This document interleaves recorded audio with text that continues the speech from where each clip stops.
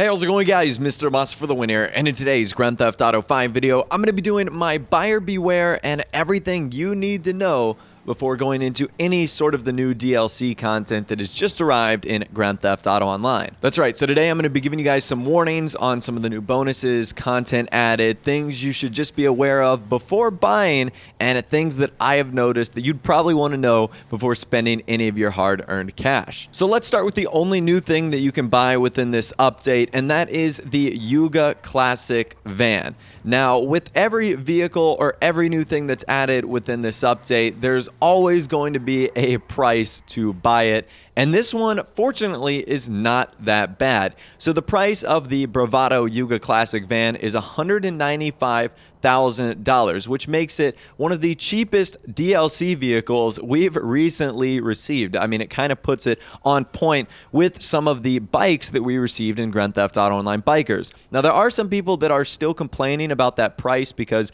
granted, you can almost get a supercar for cheaper than that. In fact, I think you can. So a lot of people are saying, why is like this 1960s van worth more than some supercars? Well, that's just Grand Theft Auto Online in 2016. There's nothing you can do to get around that. There's just going to be expensive vehicles in the game. But as far as the other prices go and whatnot, it's actually not terrible. So less than $200,000, not bad. You can see some of the stats here. Top speed is just over 3 bars. Acceleration about 1 3/4. Braking is absolutely abysmal at about half a bar. And then traction is just under 3. And you can also see the description right there, basically describing a late 1960s utility van. So that's going to be your price right there if you want to buy the brand new van. Not bad at all, but now we need to move on to customization. And I can thoroughly say that I am very, very impressed with the customization of this vehicle. And it's probably going to be its 100% strong suit here, all the customization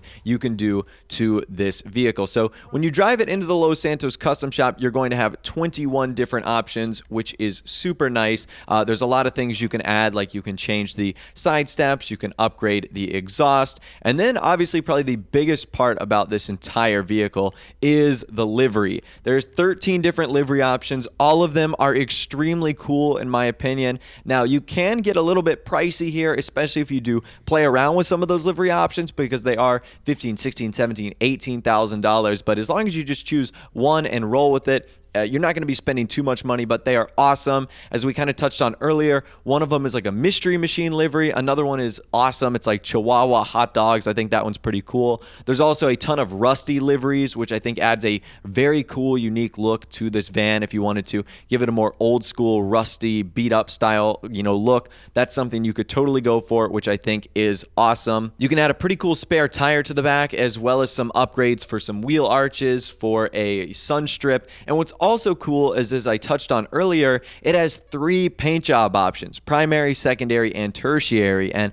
I don't know how many other vehicles have that in the game, but I know it's a very, very rare feature. So this van has a ton of epic customization, stuff you likely won't see on really any of the other cars in the game. And it also has that unique feature of adding that spare wheel on the back, which will give you some nice traction bonus too. So as far as customization goes, there is a lot of epic stuff you could do to create some very unique looking van combinations here. And I think the only downside to having all this great customization is that's probably just going to lead to more money that you ultimately end up spending here. So while the van is under $200,000 with all the customization you could likely do, there's easily going to be, a way where you could spend $300,000 or $400,000 on this van. So you can make it as cheap as you want, or you could make it as expensive as you want by modding it up and putting all sorts of these cool liveries on there, which I think is really, really epic. So before we move on to performance, I want to talk about 2 things that bother me with this van. I don't want it to be all positive here, and there are 2 minor things that I don't like. One of them has to do with the interior. So this van is supposed to be a 1960s utility van, but if you look in the interior, it's super modern, and it kind of throws the feel of the car off, especially if you drive in first person a fair bit, like I sometimes like to do. Kind of gives you a more immersive feel to the game. However, the inside of this van, as I mentioned, is very modern compared to the look you could get on the outside. I wish we could have sort of like the biker customization, where we could add either rusty insides or kind of vintage seats. I know that would probably be a little little bit more work for Rockstar, but it really does take away from the classic look of this vehicle when you've got like a 2013 styled interior in this 1960s van. So that's one minor thing that bothered me, but it's not terrible. And the second kind of minor thing that bothered me is the spare wheel on the back. So the spare wheel on the back uses the stock wheel and tire, and it won't change, meaning if you do any sort of upgrades to the wheels on your car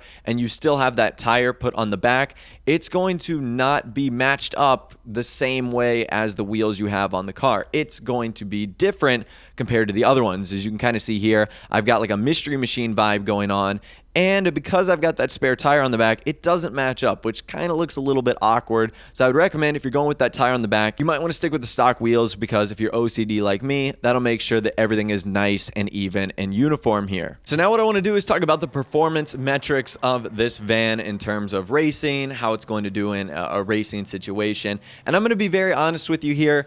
Do not buy this van if you want to use it for racing. That should have been pretty obvious from the start.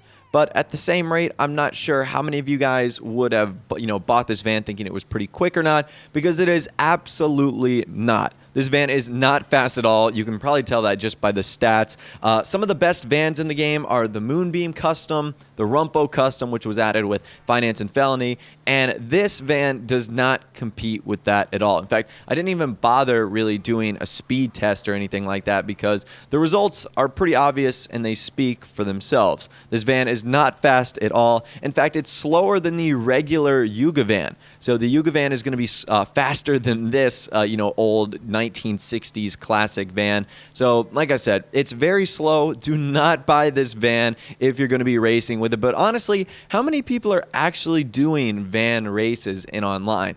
That's got to be like one of the lowest, amount of things someone can do in online as far as like people participating in something like that. So I really don't know who's doing van races, but if you are, stick away from this vehicle. Go with something like the Rumpo Custom or the Moonbeam Custom. So now let me give you guys my final verdict here on the Yuga Custom. Number one, I absolutely love this vehicle. I think that it is so cool if you buy it knowing what you're getting. You're obviously going to be getting a pretty slow, chunky looking van, but it's going to have a lot of customization, and you can really make this thing look so unique with all the liveries, all the upgrades, all the cool mods you can apply to this vehicle. You can really make it look awesome, and if you buy it wanting to do that, you're going to have a ton of fun with this. Every time I see someone drive by in one of these vans, I always kind of smile, because it's like we both know we're having fun here, and I really just like all the little details of this van also. And another thing that's kind of cool is it can seat 4 people, which is really nice, which I think is the max for vans.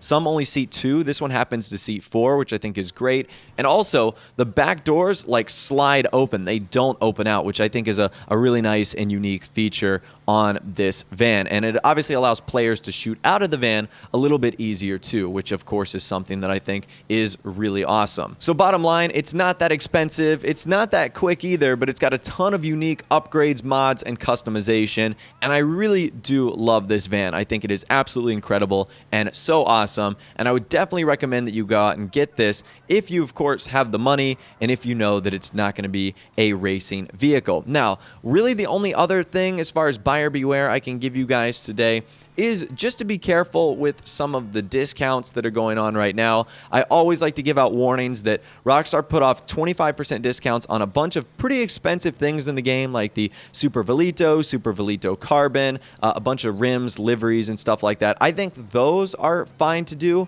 because especially if you're going to be doing upgrades to the vans and whatnot. But don't go spending your money just because something has a discount. Obviously we know that there's something likely coming soon in Grand Theft Auto Online, so I don't want you guys to be out of a ton of money by the time the next update does roll around.